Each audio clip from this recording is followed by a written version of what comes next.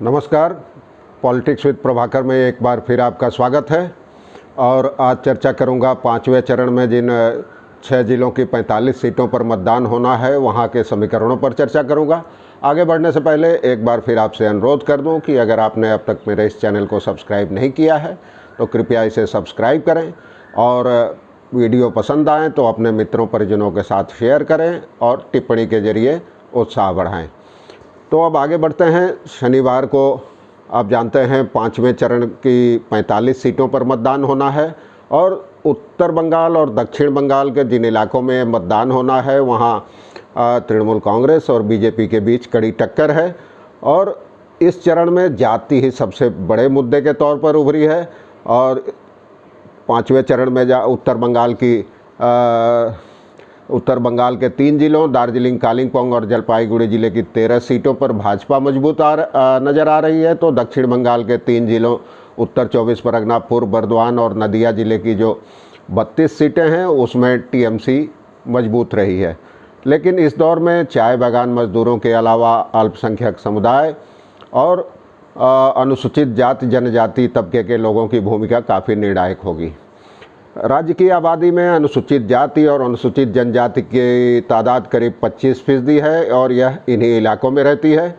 यही वजह है कि प्रधानमंत्री नरेंद्र मोदी से लेकर पार्टी के तमाम नेता अपने चुनाव अभियान के दौरान ममता बनर्जी सरकार पर आरोप लगाते रहे हैं कि उन्होंने अनुसूचित जाति जनजाति के लोगों की उपेक्षा की है, दलितों की उपेक्षा की है, अपमान किया है और इसके ज़रिए अपने पाले में इस तबके को खींचने की कवायद जारी थी।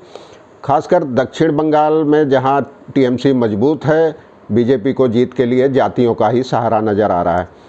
राज्य के 9 जिलों में करीब अनुसूचित जाति की आबादी 25% से भी ज़्यादा है। उन 9 जिलों में विधानसभा की 127 सीटें हैं और इसके अलावा 6 अन्य जिलों में विधानसभा की जहां 78 सीटें हैं वहां इस तबके की आबादी 15 से 20% के बीच है। अब बात करें अगर पिछले लोकसभा चुनाव की तो बीजेपी ने अनुसूचित जाति के लिए आरक्षित 68 विधानसभा सीटों में से 33 पर बढ़त हासिल की थी। उनमें से 26 सीटें मथुआ बहुल इलाके में थी और इन आरक्षित सीटों में से 34 पर तृणमूल कांग्रेस को बढ़त मिली थी। वर्ष 2016 के विधानसभा चुनाव के नतीजे से तुलना करने पर यह साफ हो जाता है कि इस तबके के वोटरों में बीजेपी के प्रति रुझान बढ़ा है। बीते विधानसभा चुनावों में तृणमूल कांग्रेस ने आरक्षित सीटों में से 60 पर कब्जा जमाया था, बाकी में से 10 लेफ्ट को मिली थी और 8 कांग्रेस को। तब उन इलाकों में बीजेपी का खाता तक नहीं खुला था। और आपको बता दूं कि अनुसूचित जाति की आबादी के लिहाज से पश्चिम बंगाल देश में दूसरे स्थान पर है। वर्ष 2011 में जो जनगणना हुई थी उस समय राज्य में इनकी आबादी 23.51% थी और अनुसूचित जनजाति के लोगों की आबादी 5.8% थी। इन दोनों तबकों के लिए विधानसभा की 84 सीटें आरक्षित हैं, उनमें से 68 अनुसूचित जाति के लोगों के लिए है। और तृणमूल कांग्रेस का गढ़ समझे जाने वाले उत्तर और दक्षिण 24 परगना जिलों में मुसलमानों और दलितों की आबादी 70 से 80% के बीच है। मिसाल के तौर पर दक्षिण 24 परगना जिले का जो कैनिंग इलाका है वहाँ अनुसूचित जाति के लोगों की तादाद 47% है और मुसलमानों की 37%। इसी जिले के मगरहट्टा में यहाँ आंकड़ा करीब क्रमशः 34.6 और 50% हो जाता है। इस ज़िले में मुसलमानों की तादाद कुल आबादी का 35.57% है और दलितों का है 30.2%। पड़ोसी उत्तर 24 परगना जिले में यह आंकड़ा क्रमशः 25.82 और 21.7% हो जाता है।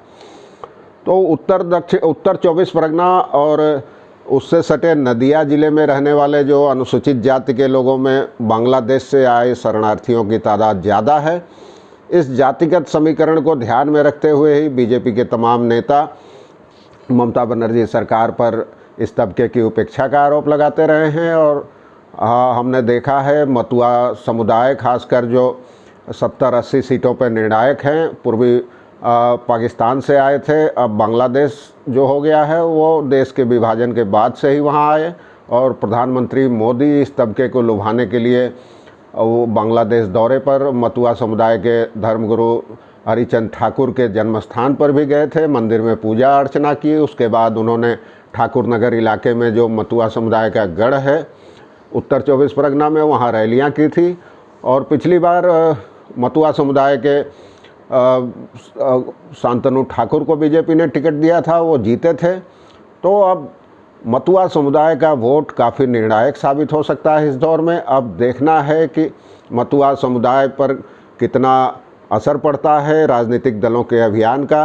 पहले मतुआ समुदाय लेफ्ट का समर्थक माना जाता था, लेकिन बाद में ममता बनर्जी को समर्थन देना शुरू किया उसने, और 2011 में ममता जब सत्ता में आई तो उसमें मतुआ समुदाय का भी एक अहम रोल था, और उसके समर्थन से ममता को खासी कामयाबी मिली। 2016 के विधानसभा चुनाव में भी मतुआ समुदाय ममता बनर्जी और टीएमसी के साथ था, लेकिन उसके बाद समीकरणों में बदलाव शुरू हुआ।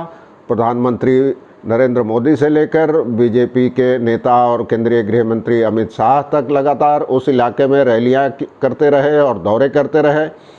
और अमित शाह ने तो सीएए को मुद्दा बनाया है, और उन्होंने कहा है कि बीजेपी के सत्ता में आने के बाद मंत्रिमंडल की पहली बैठक में ही मतुआ समुदाय के लोगों को भारत की नागरिकता दे दी जाएगी।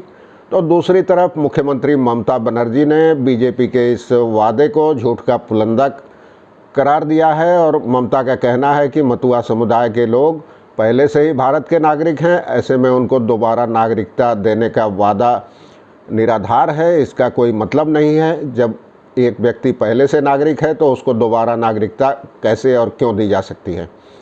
तो ये तमाम खींचतान चल रही है। उत्तर बंगाल में भी कई प्रमुख सीटें हैं, जलपाईगुड़ी और दार्जिलिंग, खासकर दार्जिलिंग की पर्वतीय क्षेत्र की 3 सीटें हैं, तो वहाँ भी इस बार थोड़ा बदलाव आया है। पहले गोरखा मुक्ति मोर्चा बीजेपी के साथ था, बीजेपी ने पहली बार अब पर्वतीय इलाके की तीनों सीटों पर अपने उम्मीदवार खड़े किए हैं। गोरखा मोर्चा तो टीएमसी के साथ है, लेकिन उसमें भी 2 गुट हैं, एक विनय तामांग गुट, एक बिमल गुरुंग गुट, दोनों ने अपने उम्मीदवार खड़े किए हैं। तो इससे बीजेपी को उम्मीद है कि इन दोनों के झगड़े में कहीं न कहीं उसे कामयाबी मिल सकती है। यही वजह है कि अमित शाह ने कालिम्पोंग और दार्जिलिंग में रोड शो और रैलियां की है, और तमाम गोरखालैंड आंदोलन के दौरान जो मुकदमे हुए थे उन्हें वापस लेने का भरोसा दिया है। चाय बागान मजदूरों को भरोसा दिया है कि बीजेपी सत्ता में आई तो दैनिक मजदूरी बढ़ाकर 350 रुपये कर दी जाएगी।